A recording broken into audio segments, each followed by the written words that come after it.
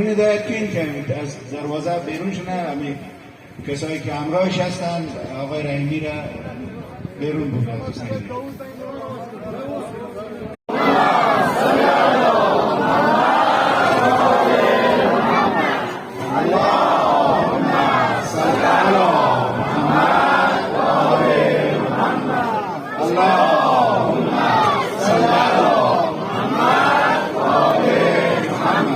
آقای رحیمی را طرف بیرون هدایت کنید که از دروازه بیرون شدن. همین کسایی که همراهش هستند آقای رحیمی را بیرون بگذارید.